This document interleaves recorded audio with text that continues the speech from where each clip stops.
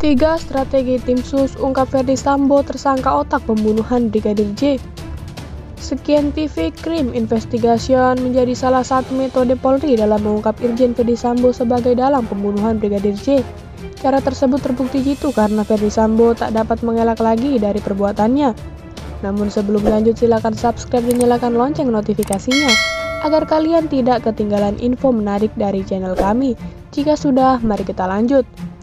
Komisi Kepolisian Nasional, sejumlah strategi tim sus Polri dalam membongkar kasus kematian Brigadir J atau Nofriansah Yosua Huta Barat terbukti dengan scientific, tidak bisa elak mengelak, ujar Komisioner Kompolnas Albertus Wahyu Rudanto dikutip dari Detik News Rabu 10 Agustus.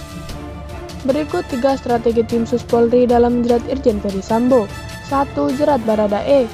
Albertus mengatakan, strategi pertama yang dilakukan tim sus adalah menjerat Baradae selaku tersangka dengan dijerat dengan pasal 55-56 yang mana tersangka ikut serta melakukan pembunuhan. Artinya, ada tersangka utama yang memerintahkan Baradae. Maka begitu, penetapan pencopotan yaitu yang pertama adalah Baradae. Itu kan ada pasal liputannya, contoh pasal 55-56.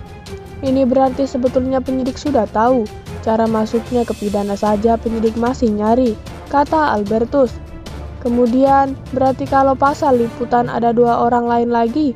Nah, lalu bagaimana untuk menjerat yang dugaan awal melibatkan Pak Ferdy Sambo, imbuhnya? 2. Irjen Ferdy Sambo diproses pelanggaran etik dulu. Strategi kedua, tim sus Polri tidak buru-buru menjerat Ferdy Sambo di ranah pidana.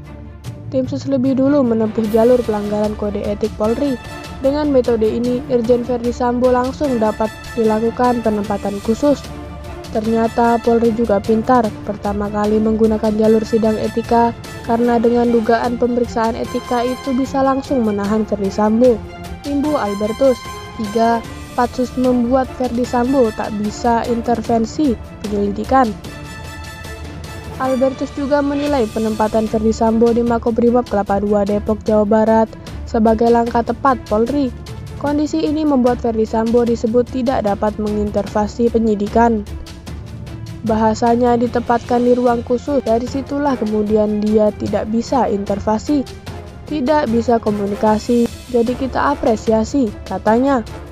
Ini kemajuan yang sangat signifikan. Harapannya dengan nanti kalau sudah penetapan tersangka, kan prosesnya sudah tidak ada lagi di etika. Sudah yudisial, penahanannya sudah berubah, minimal 20 hari. Kemudian diperpanjang beberapa hari, sudah beda jalurnya, terang Albertus.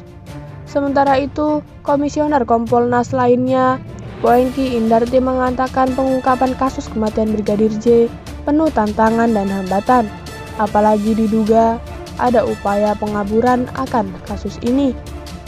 Penggunaan Scientific Crime Investigation membuktikan bahwa meski diduga ada upaya pengaburan tetapi tetap diungkap dugaan kejahatan para pelaku, ujar Bonggi saat dikonfirmasi terpisah. Menurutnya sejak awal, tim khusus Kapolri dibentuk untuk mengusut tuntas kasus kematian Brigadir J. Kompolnas mengapresiasi kinerja Kapolri Jenderal Listio Sigit Prabowo. Maka para tersangka dalam kasus ini yakni Irjen Ferdy Sambo, Baradae, Brigadir Riki Rizal, dan sopir istri Ferdy Sambo Putri Chandrawati yang berinisial K sudah tak bisa lagi mengelak. Penetapan para tersangka dalam kasus ini juga menunjukkan Kapolri tidak segan memproses hukum bawahannya yang berpangkat Irjen Pol yang diduga merupakan otak kasus ini, pungkas Poengki. Masih belum usai sampai di sini, bagaimana tanggapan Anda mengenai kasus ini?